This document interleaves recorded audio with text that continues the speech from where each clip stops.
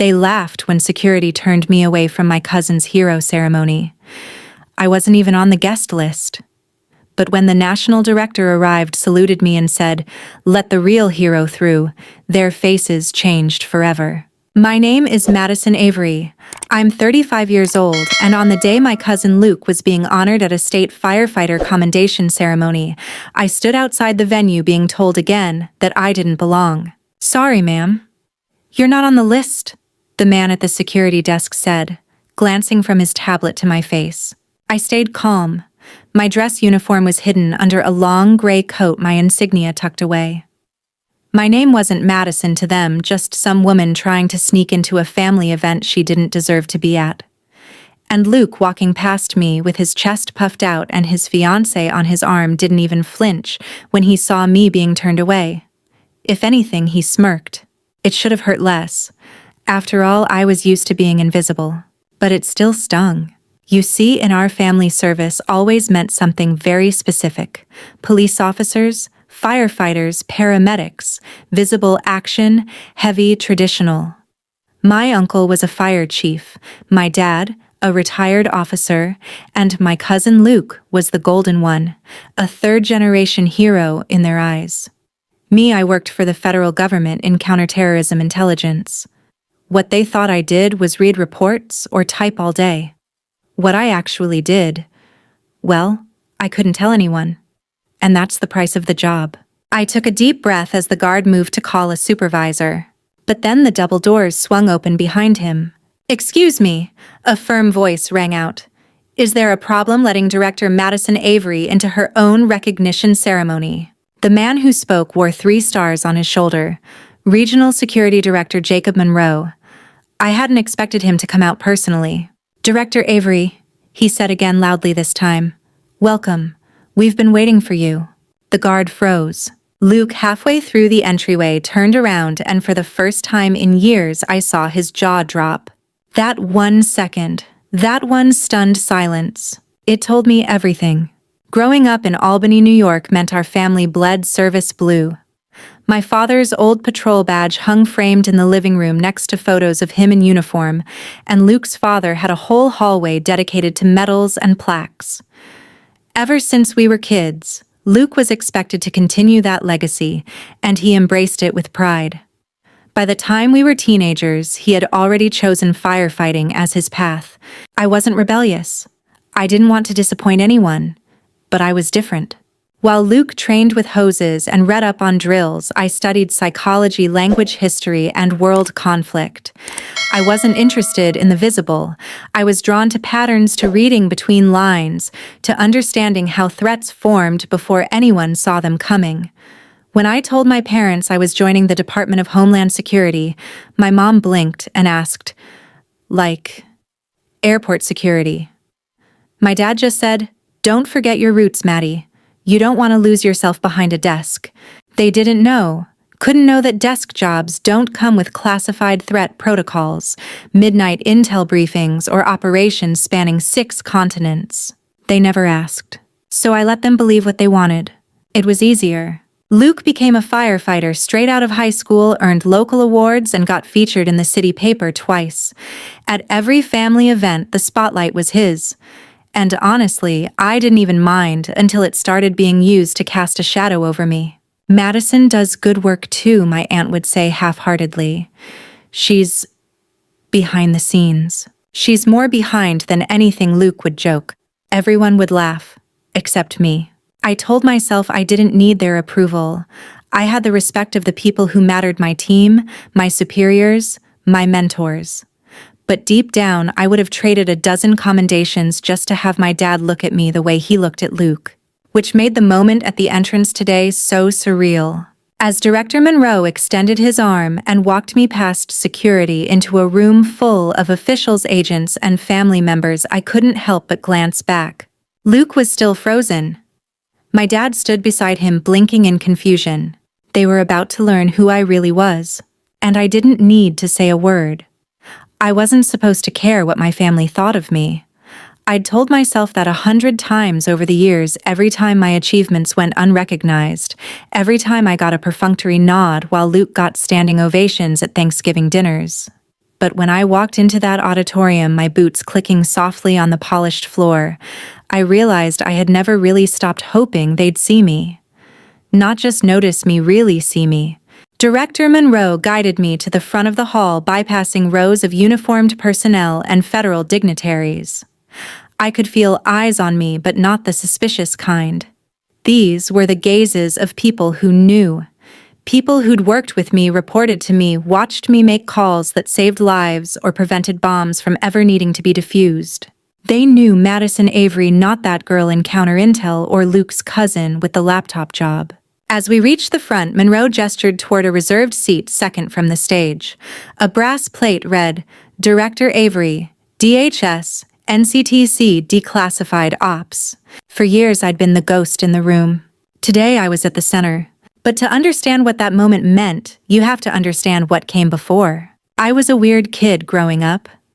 While Luke could recite emergency response codes and wore a plastic fire helmet by age 7, I was the kid reading spy thrillers and scribbling fake ciphers in my notebooks.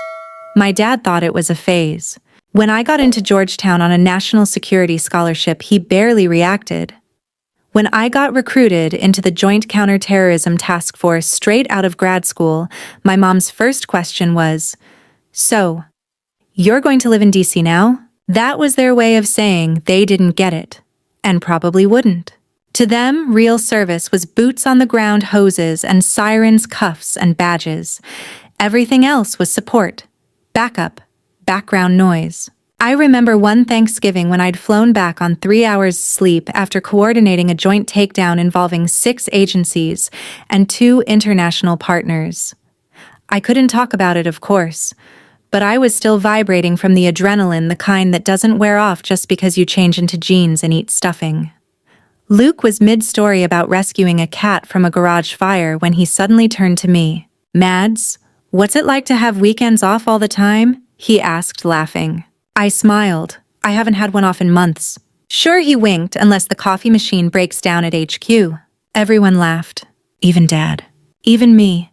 It was easier to laugh than to try and explain what it felt like to sign an ops order that sent agents into a hostile area. To approve a strategy that, if wrong, could result in a bombing on U.S. soil. To pull strings across multiple federal channels while pretending at home that I was handling reports. And still I never said a word. Because when your entire life is classified, you learn to compartmentalize not just information, but feelings too. Then, 3 weeks before Luke's ceremony, I got a call from Director Monroe. The first thing he said was, "We've received approval to declassify Operation Emberwatch." I froze. That operation had been the most intense, highest-stakes mission of my career. A multi-year intelligence project that tracked and dismantled a domestic terror ring operating under the guise of a veterans aid network. We'd saved hundreds of lives, but the public never knew my name was attached to it. Until now. "Your commendation will be presented at the upcoming ceremony," Monroe continued. "We thought it would be fitting. After all, it was your cousin's district that nearly got hit if not for your early intel." I said nothing for several seconds. "You're serious? As a heart attack. You'll be recognized publicly. And no, your family doesn't know yet." Of course they didn't. Monroe paused. "Would you like me to warn them?" I shook my head instinctively, even though he couldn't see me. "No, sir. I'd rather they hear it the same time as everyone else."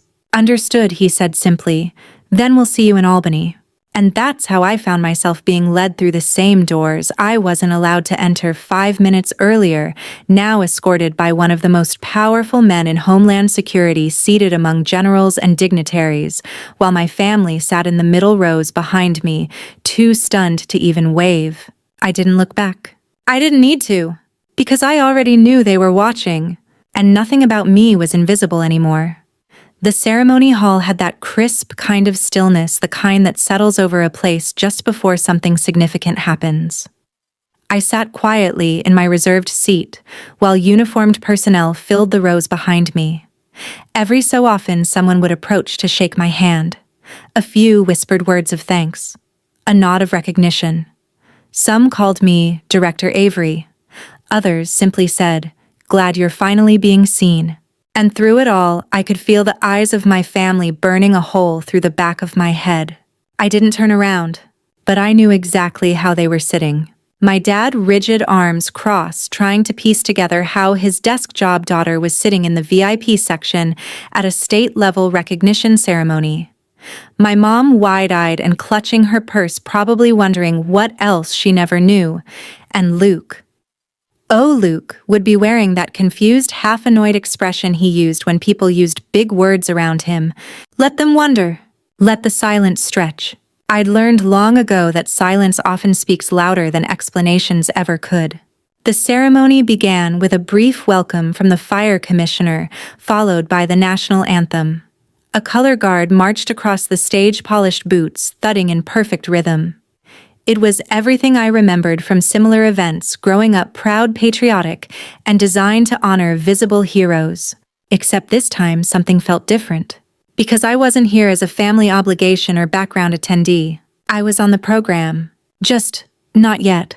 Luke's name was called about 30 minutes into the event. Lieutenant Luke Prescott, Albany Fire Department, recognized for extraordinary bravery during the Stonebridge chemical plant incident. A round of applause erupted. He stood tall, his dress blues pressed perfectly chin high as he walked toward the stage. It was a real accomplishment, I won't lie. He had led his unit into a burning structure, rescued 3 unconscious workers, and sustained a fractured arm in the process. That kind of courage deserved every bit of the recognition he was receiving. And yet, as I watched him accept the medal, I couldn't help feeling that same twist in my chest, the one I'd felt for years every time someone praised him in front of me. Not out of jealousy, but out of something deeper. Something more painful. They never even knew what I'd done. Luke took the microphone. "Thank you," he said with a broad smile. "This honor belongs to my team. Without their quick response and training, we wouldn't have made it out alive." He turned to acknowledge the crowd, then of course began the roll call of personal thanks. To my father, retired Officer Paul Prescott, whose service set the bar for me. Dad's chest swelled with pride. To my mother, for always praying hard during long shifts. Mom dabbed her eyes. To my fiancé Amanda, who reminds me every day why I come home. A sweet wave of awes rippled through the room. Then, nothing. Not a word for me. Not even a vague "and to my family." I stared straight ahead, my face a practiced mask. Not because I was surprised, but because I had predicted it down to the moment. And then the shift happened. As the applause for Luke faded and he returned to his seat, still not sparing me a glance, the commissioner stepped back to the podium. "We have one final commendation today," he said, his voice taking on a slightly different cadence, more formal, more weighty. The audience hushed. "This recognition is unusual.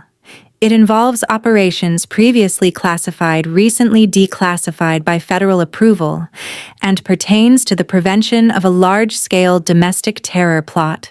People murmured. Curious glances passed through the crowd. I heard the rustle behind me. Director Madison Avery, the commissioner, continued, "is hereby awarded the Secretary's Meritorious Service Gold Medal for her leadership and direct operational oversight of what is now known as Operation Ember Watch." I stood slowly. The moment was surreal, and I thought she pushed papers, someone muttered from the audience. I walked to the stage, each step deliberate. No smile, no nerves, just presence. I looked out over the audience, hundreds of people now leaning in silent, respectful. And there they were. Dad, Mom, Luke, all 3 staring like they were seeing me for the very first time. Because they were.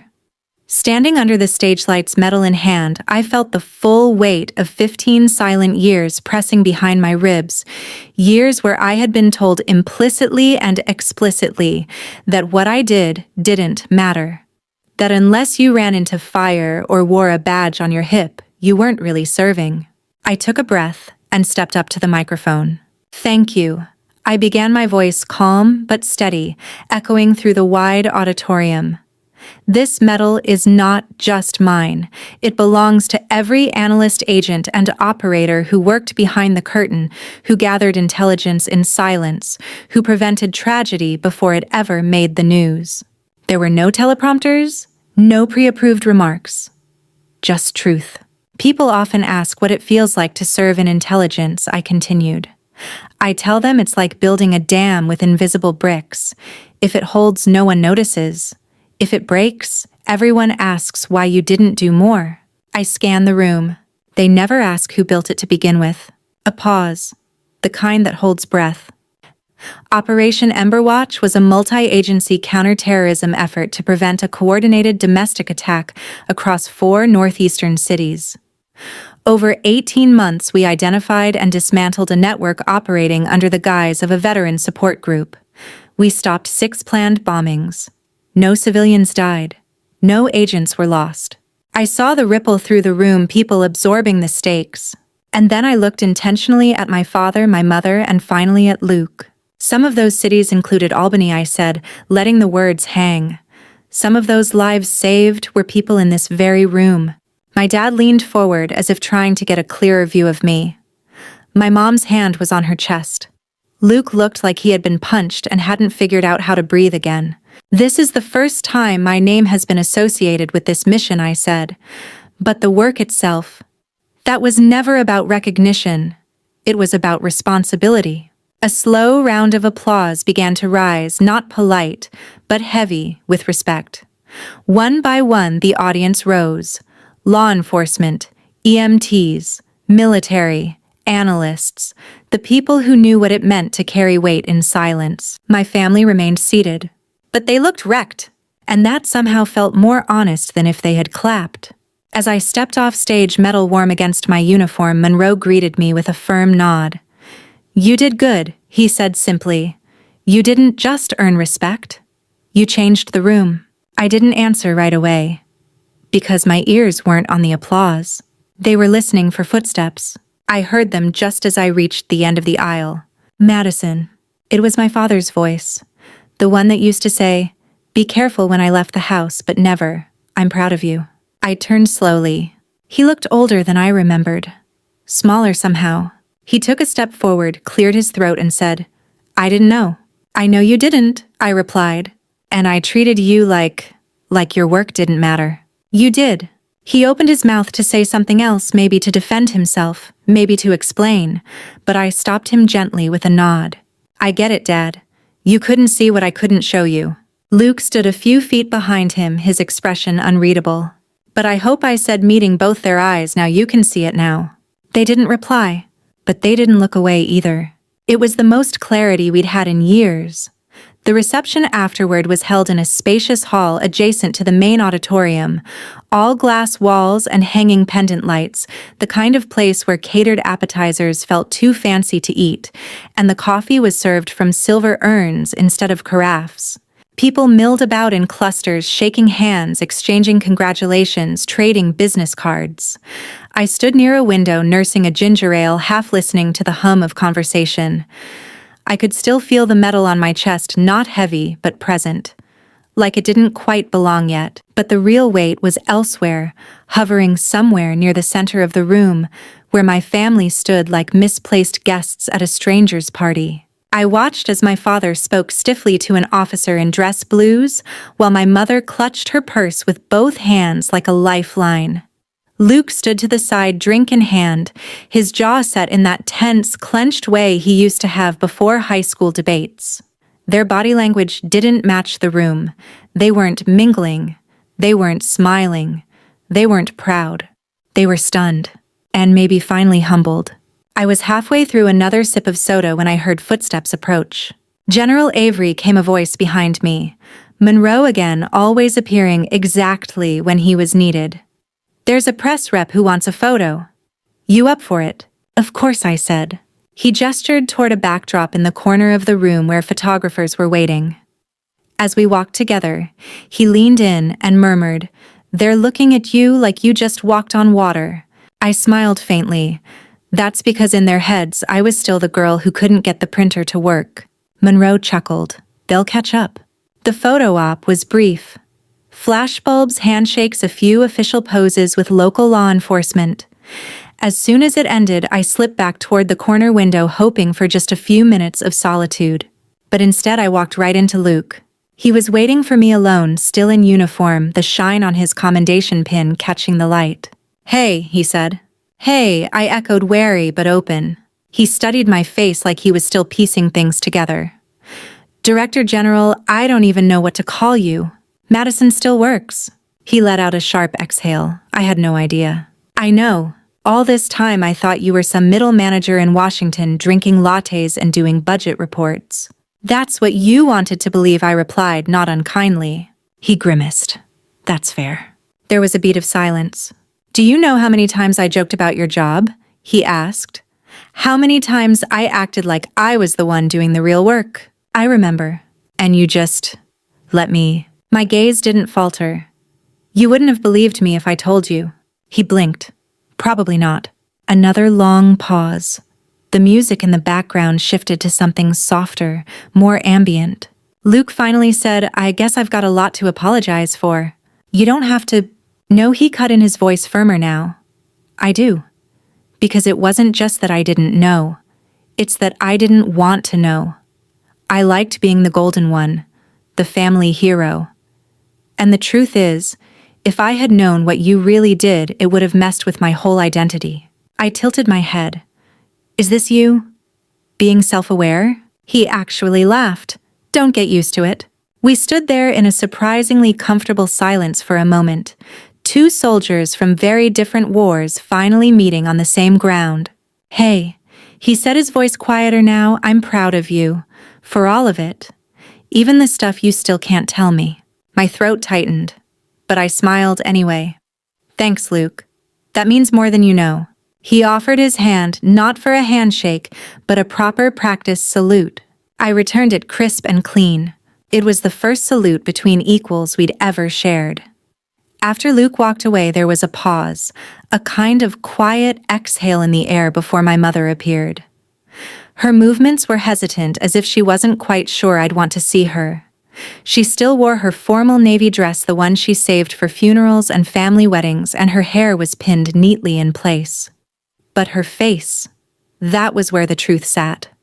Her eyes were red-rimmed and her expression held more emotion than I had seen from her in years. "Sweetheart," she said, and her voice cracked on the second syllable. "Hi, Mom." She blinked hard. I don't even know what to say. "You don't have to," I replied softly. "Not yet." She stepped closer, lowering her voice. "You saved lives, Madison. You saved us." I nodded once. "That's what the job is." Tears welled in her eyes again. "I thought I knew my daughter." "That's not your fault. I couldn't tell you." "But I didn't ask," she whispered. "Not really. I assumed. I saw you unmarried, always away, always working, and I thought." She broke off, shaking her head. "I thought you were running from something." I offered a faint smile. "I was running towards something. You just couldn't see it." She looked at me like she was trying to catch up to 15 years of missed meaning. "Your cousin Sandra, she always said you were intense.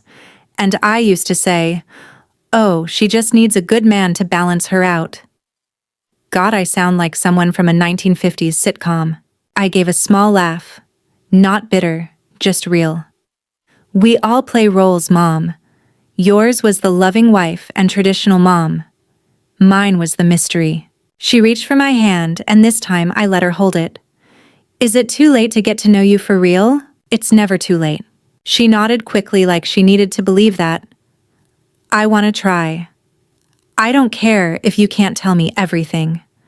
I just want to be the kind of mom who shows up for her daughter no matter what job she does, no matter what rank she wears." My throat tightened again. "Then start here," I said. "No more pretending. No more playing catch-up through family gossip. Ask me what you want to ask. I'll tell you whatever I can." She squeezed my hand. "Deal." We stood there together for the first time in a long time, not as mother and daughter navigating decades of silent tension, but as two women trying to rebuild from the ground up. As she turned to rejoin my father across the room, he stood waiting with a look I couldn't quite place. Not pride, not guilt, not confusion. It was something deeper, like grief for all the years he'd spent believing I was less than I was. When I walked toward him, he straightened his shoulders. "Director Avery," he said with formal weight. "Or do I call you General?" "Just Madison," I said. He cleared his throat. I saw what you did up there. Yeah. He nodded slowly. I also saw what I didn't do for the last 15 years. And I'm not proud of that. I didn't answer. I wanted to give him the space to say what he needed. I thought I understood service, he continued. I thought I knew what it looked like, what it meant. But I was looking at it through one narrow lens, and I never thought to widen it. He took a breath. But today, I saw my daughter stand taller than anyone else in the room. And suddenly, I realized I'd been saluting the wrong damn flag. That cracked something in me. Maybe it wasn't full redemption, but it was the first step toward recognition. Come have dinner with us next weekend, he said. Just you. No uniforms, no speeches, just family. I looked over to where Luke stood by the bar, now laughing with his fiancée, more relaxed than I'd seen him all evening. My mother stood nearby, still occasionally dabbing her eyes, but smiling. Yeah, I said, I'd like that. Good. He clapped my shoulder gently. And Madison? Yes, I'm proud of you. And this time, finally, I believed him. By the time I stepped outside into the cool Albany evening, the air smelled of late fall damp pavement, fallen leaves, and something like possibility. The reception was winding down behind me, but I needed air, space, a chance to absorb everything that had just happened. And yet somehow Luke was already there. He stood near the edge of the parking lot, hands in his coat pockets, shoulders hunched like he was trying to make himself smaller. I recognized the posture. It was the same way he used to stand outside our grandmother's house after losing at Monopoly when we were kids. Back then, it meant he was trying not to cry. Now it meant something different. Couldn't sleep either, I joked gently as I approached. He cracked a tired smile. You know me. Never could leave a family event without one last dramatic moment. I leaned against the railing beside him. We stared out at the line of pine trees on the edge of the property, black silhouettes against the pale wash of the moon. Listen, he began. I know we already sort of had the moment. The salute, the apology. But I've been thinking about something. I turned to him. When I was 15, he said Dad let me ride with him in the patrol car for the first time. I remember how proud I was. I thought, this is it. This is who I'm going to be. A Prescott man in uniform. I nodded. I remembered that day, the way he'd strutted around afterward like he'd been knighted. But later that week, I overheard Dad on the phone with Uncle Ron. He said, I don't know what to do about Madison. She's smart, but she doesn't fit. My chest tightened. You never told me that. I wasn't sure if you heard it too. I carried it around. For a long time. And I think I used that to build up this story in my head that I had to be the one to carry the family legacy. That you didn't want it. That you weren't strong enough for it. He exhaled, his breath fogging in the cold air. But tonight blew that all to hell. I gave him a long look. You didn't have the whole picture. No, he said. But I also didn't want it. Because if I acknowledged how important your work was, how dangerous, how critical, it would mean I wasn't the only hero. And I was scared of what that would do to my identity. His honesty was disarming. You were never just the family's hero, Luke, I said quietly. You were always brave. And you earned everything they gave you.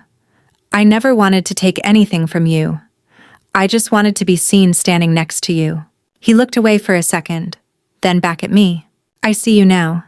That simple sentence nearly undid me. And I want to keep seeing you. Not just the director or the general you. The person you are outside the classified files and medals. I let that sit in the air for a moment before replying. I'd like that too. As we stood there, no longer rivals or strangers, but something closer to equals, a wind blew through the trees. The last few golden leaves fluttered down around us, swirling in slow spirals. We didn't move, because for the first time in years, we didn't need to. We had nowhere to race, nothing to prove, no need to posture. Just presence, just truth. Dinner next weekend, he asked, echoing Dad's invitation. I smiled. I'll be there. You cooking? Only if you want grilled chicken and burnt rice. He laughed. Fair, I'll bring dessert.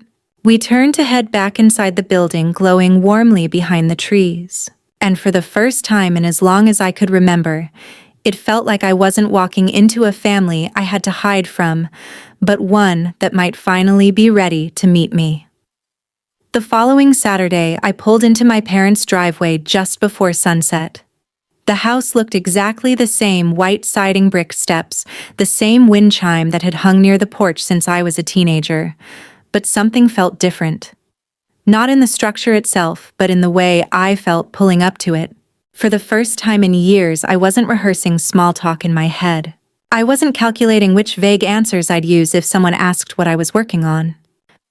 I wasn't bracing for passive-aggressive comments about having it all, or asking when I was going to settle down. I was just arriving. As me.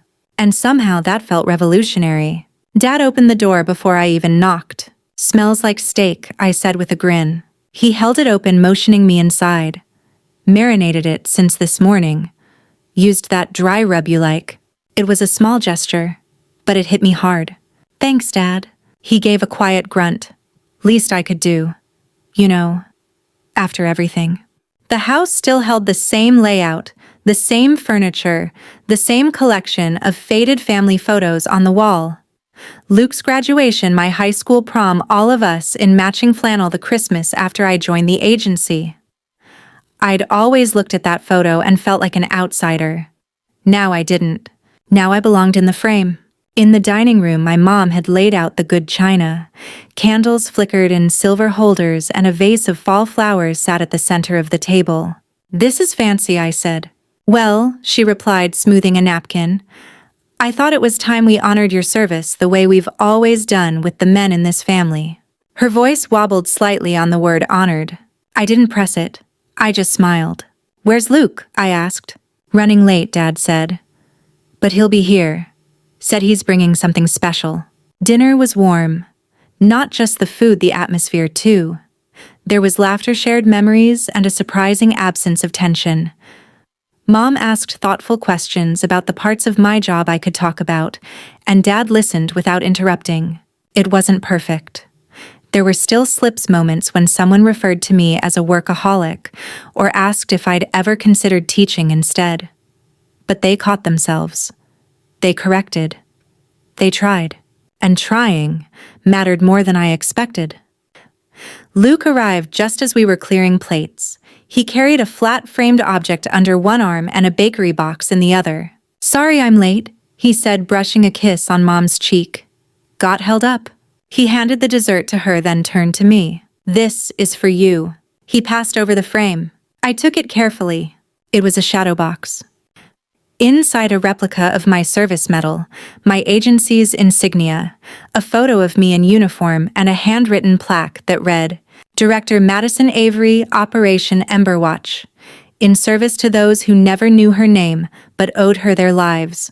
My breath caught. "Luke, this is..." He raised a hand.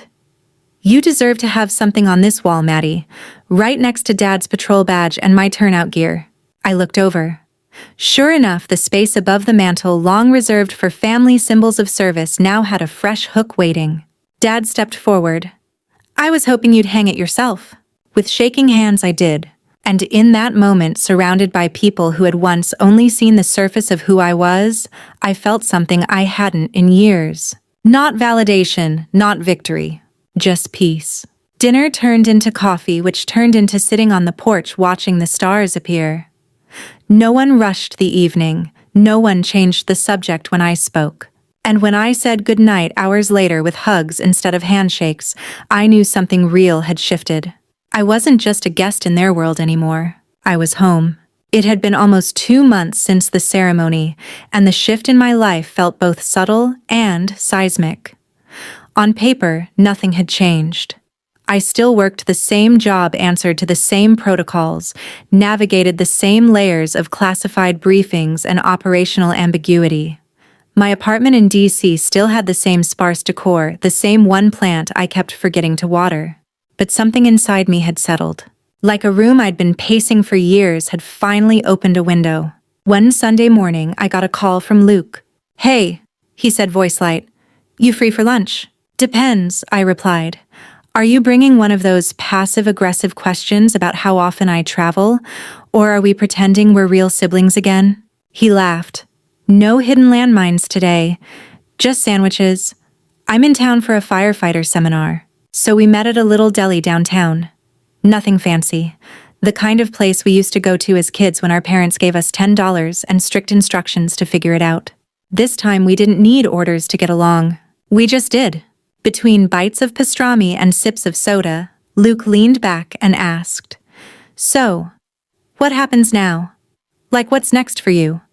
More top-secret missions? Another medal?" I shook my head. There's always another operation.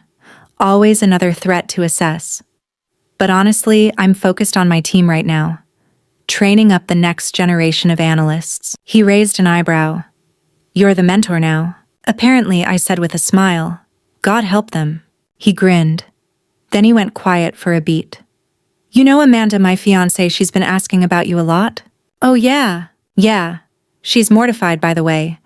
Keeps saying, I can't believe I tried to set your cousin up with my old roommate because I thought she needed more meaning in her life. I burst out laughing. That might be the most DC thing I've ever heard. She wants to have you over for dinner, Luke added. No pressure, just real connection. No more pretending. I nodded. I'd like that. Later that week, I found myself in an unlikely situation talking to a group of high school seniors at an outreach event organized by my agency. I stood before a room of restless 17-year-olds who had no idea who I was and probably couldn't care less until I told them the truth. Not the operational secrets, of course, but the emotional truth. I spent most of my life thinking that unless people saw what I did, it didn't count, I told them. But service isn't about being seen. It's about showing up again and again, even when no one's watching. Especially when no one's watching. One girl in the back raised her hand. Did it ever hurt like being invisible? I paused. Then answered, every day. But over time, I stopped needing applause to know I was doing something that mattered. And ironically, that's when the applause finally came. That night, I got home to find an email from my dad. Subject line, thought you'd want to see this. Attached was a photo. It was their living room. My shadow box now proudly displayed between Luke's commendation and my father's old service plaque. Beneath it, a handwritten note taped gently to the wall read, Service takes many forms, but courage. Courage looks the same no matter what uniform it wears. I didn't realize I was crying until I felt the tears hit the keyboard. Because for the first time in 15 years, I wasn't explaining who I was. I was just being known. 3 weeks later, I found myself invited to a small roundtable briefing at Quantico, a closed-door think tank session with leaders from multiple federal branches. It wasn't unusual. I'd been in rooms like that for years. But this time, there was a different energy. Because this time, they asked me to speak first. It was surreal. Sitting across from men and women who once treated me like the quiet one with the data sheets, now nodding thoughtfully at my assessments, taking notes, asking for clarification. No more underestimations, no more assumptions. Just dialogue. Just respect. After the session, as people shuffled out, the deputy director of the FBI pulled me aside. We're looking to build a joint intel task force, she said. Hybrid structure. We want someone who understands not just the data, but the psychology behind it. I raised an eyebrow. Are you offering me a job? She smiled. I'm offering you a seat at the design table. It's yours if you want it. It was tempting.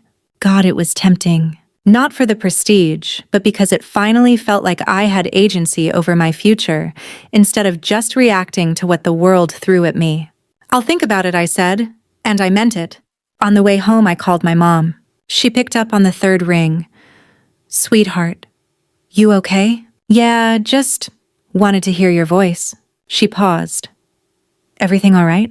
I told her about the offer, the task force, the decision. There was a long pause on the line. Then she said something that made me grip the wheel tighter. You don't have to keep proving yourself, Maddie. Not to anyone. You've already made us proud. It wasn't a blanket statement. It was personal, intentional. And after years of being the invisible one, those words felt like they filled a space I hadn't even realized was empty. That night, I sat on my apartment balcony, legs curled beneath me, a cup of lukewarm tea in hand.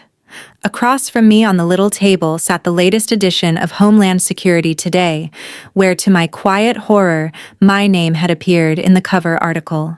I hadn't even read the whole thing. I wasn't sure I wanted to. Recognition is strange. You work your whole life in silence. Then suddenly the spotlight finds you, and for a moment you're visible. Then, just as quickly, it moves on, and you're left with yourself, your values, your core.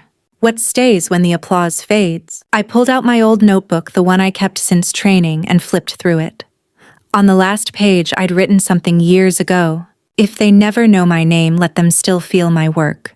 Now they did know my name. But oddly, that didn't matter as much as I thought it would. Because whether it was Luke finally seeing me, Dad hanging my medal, or Mom calling just to ask how my day was, the real shift had happened inside me. I had stopped trying to be visible just to be validated. And I had started living fully in the truth of who I was, whether the world noticed or not. A text buzzed. It was Luke, thinking about asking Amanda to move the wedding up. "You free to stand up there with me?" I smiled. "Only if I get to wear heels and intimidate your groomsmen." His reply came seconds later. "Wouldn't have it any other way, General." The day of Luke's rescheduled wedding came faster than any of us expected. A breezy spring afternoon in upstate New York, the kind that flirted with summer warmth, but still carried the crispness of April. The ceremony was held at a lakeside venue just outside Saratoga Springs, with white chairs lined up along the water and strings of soft golden lights looping through the trees. I arrived early not because I had duties to fulfill, but because I wanted to take it in. This time, I wasn't coming in through the side door. I wasn't an afterthought, a second-tier family member who probably couldn't make it due to work. I was standing beside the groom, literally. Luke had asked me to be his best woman, a title that earned a lot of raised eyebrows at first, mostly from the older relatives. But he was firm. "She's been in the fire with me, just not the kind you see." So here I was, wearing a tailored navy suit, no medals, no insignias, just myself, and that felt more powerful than any uniform. As guests arrived, I guided a few elderly family friends to their seats, passed out programs, and even helped calm Luke's nerves when the florist delivered tulips instead of peonies. "Don't worry," I teased, "if this is the biggest disaster today, you're ahead of the curve." He gave me a tight smile. "You know, there was a time when I'd have made some joke about you being the backup plan, like if my real best man got stuck on a flight." I raised an eyebrow. "Wow, charming." He laughed, then his face softened. "But today, you're exactly where I want you. Not just here, but next to me." That hit harder than I expected. I nodded. "Let's get you married before I cry and ruin the cool image I've built." The ceremony was short and sweet. Amanda looked stunning. Luke, for once, looked humbled. When the officiant asked for the rings, I stepped forward and passed them off like I'd done it 100 times before. But what I hadn't expected was what came next. The officiant paused. "Before we conclude, the groom has asked to include a brief acknowledgement." Luke turned toward the guests. "Before I became a firefighter," he began, "I thought heroism looked a certain way. Big, bold, loud, like me." There was a soft chuckle from the crowd. "But I learned not too long ago that sometimes heroism looks quieter. It looks like showing up day after day even when no one's watching. It looks like carrying heavy things with no one to help you lift them. It looks like my cousin Madison." All eyes turned to me. "She's the reason a lot of us are even standing here today. You may not know the details, you're not supposed to, but what you can know is this. I spent a long time not understanding what kind of strength that takes." He turned back to Amanda, his voice steady. "And I promise from today on to never assume someone's story is smaller just because I don't understand it yet." The officiant smiled. "Well said." The rest of the ceremony passed in a blur of cheers, applause, and confetti, but that moment stayed with me. Not because I needed to be praised, but because for the first time in my life my story was spoken aloud by someone who used to overlook it. Later at the reception, I gave a short toast. I used to think family was about shared last names, shared homes, shared expectations, I said. But now I think it's about something simpler and harder. The willingness to relearn each other, to ask again, to listen again, to see each other fully. I raised my glass, to seeing and being seen. And across the room my mother dabbed her eyes. My father lifted his glass. And Luke. He saluted me just once quietly. And this time it didn't feel ceremonial. It felt like love. The months that followed Luke's wedding felt like an entirely new season of my life. Not because the work changed, the intel brief still arrived at 4 a.m., the classified meetings still required retina scans and secured rooms, but because I had changed. Or more accurately, I had allowed myself to be seen. And once that happened, the world around me started reshaping itself in quiet, powerful ways. One afternoon, I received an unexpected email from my old professor at Georgetown. He now ran a leadership program that paired current national security students with mentors in the field. He wrote, "I always knew you'd break ground in this industry. What I didn't expect was that you'd become the kind of leader others look up to, not just for what you do, but for how you carry it."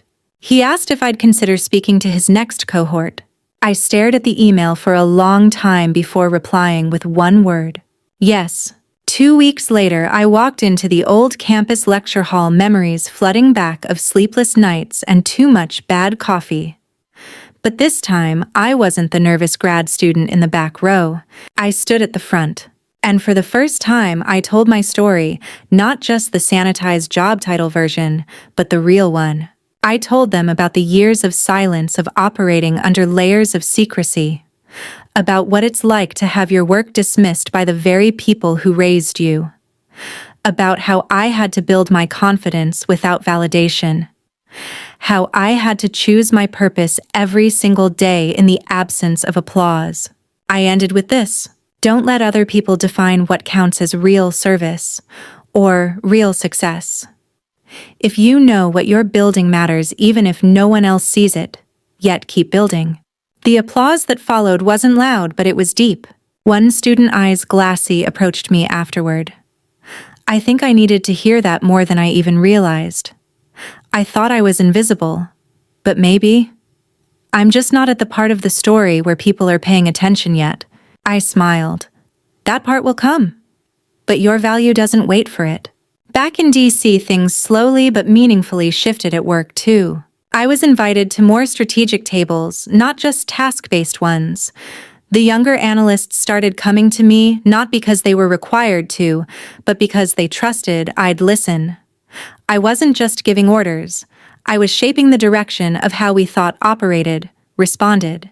And somewhere in all of that, my sense of self, the one I used to anchor in silence in keeping my head down, had grown steadier. Not louder, just stronger. One night, while reviewing briefings in my apartment, a message pinged from Luke.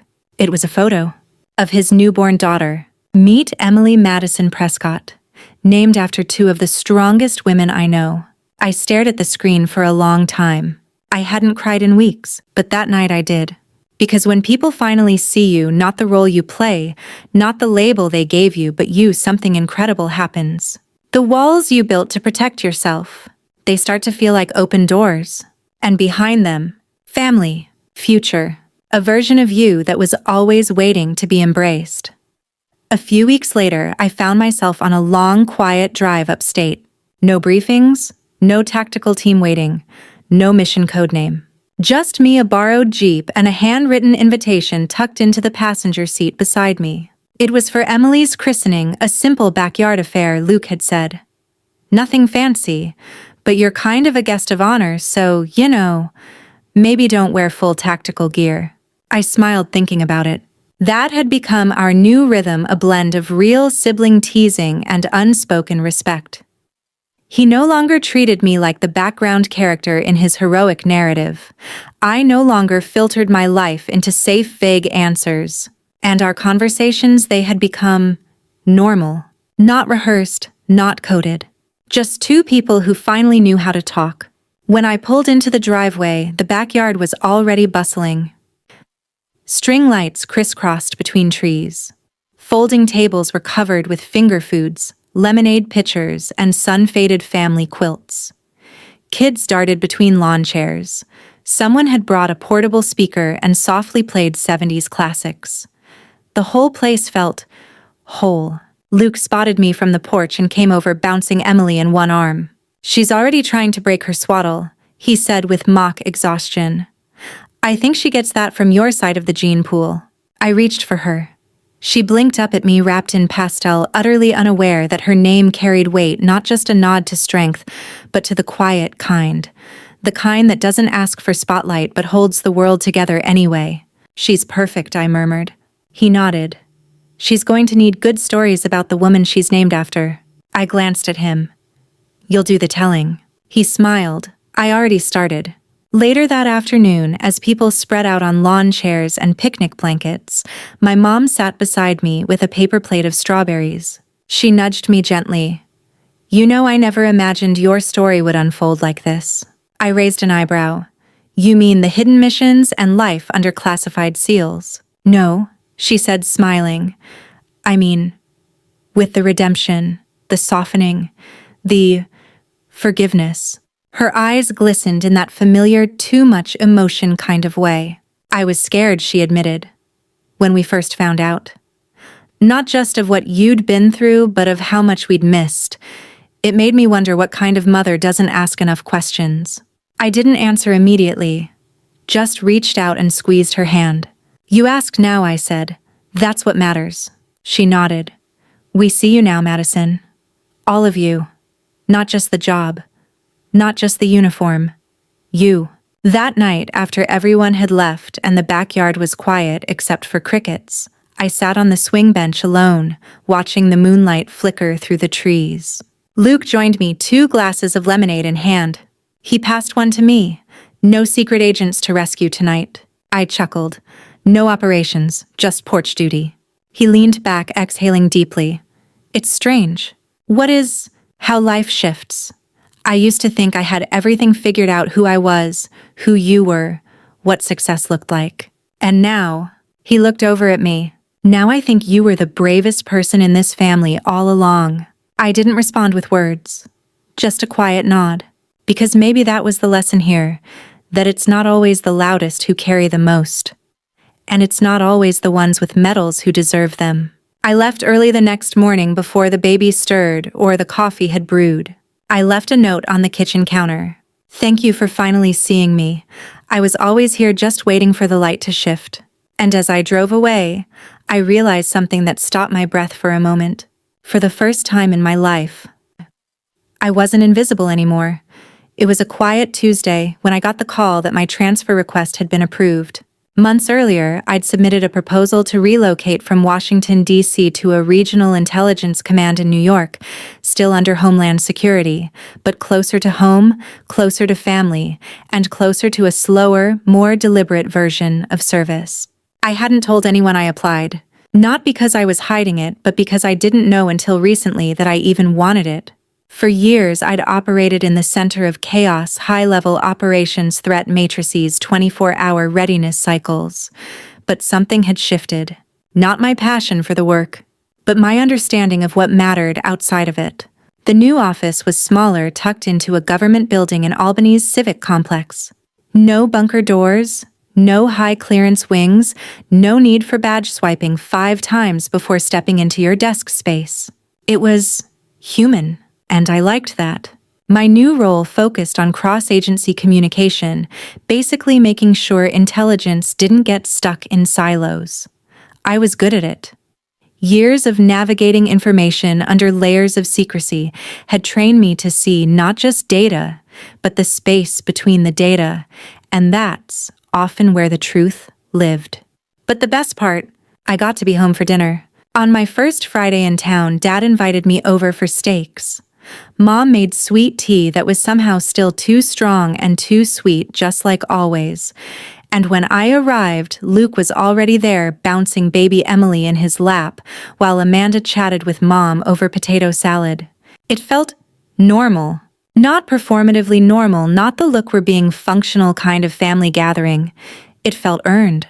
And that made all the difference. After dinner, as twilight deepened into night and everyone drifted to couches and corners of conversation, Dad motioned me toward the garage. "Got something I want you to see," he said. I followed, expecting some old photo box or maybe a dusty model car project. But instead, I found a workbench, and sitting atop it, a freshly varnished wooden display case.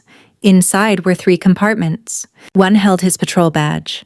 The second held Luke's fire department insignia. And in the center, nestled against black velvet, was a replica of my Homeland Security Service medallion engraved with my name.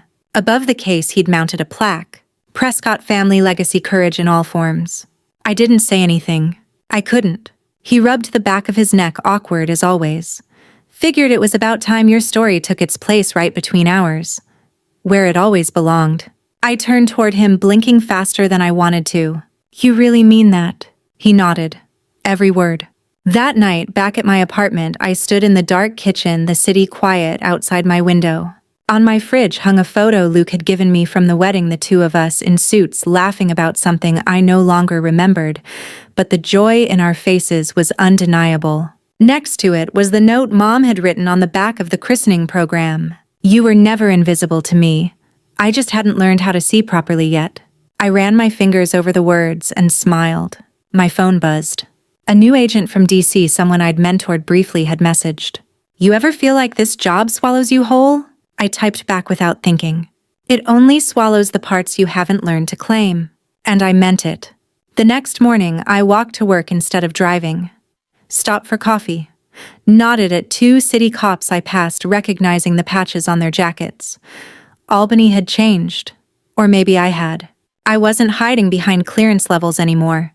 I wasn't performing to prove anything. I wasn't waiting to be validated by someone else's standards. I was just living fully, finally, as Madison Avery. Daughter, sister, intelligence officer, and now someone with both a seat at the table and a place back home. A few months later, I was invited to speak at the National Servicewomen's Summit in Washington, D.C., a gathering of female leaders from every branch of the military and national security. Normally, I might have declined. Public speaking was never my favorite thing. But this felt different.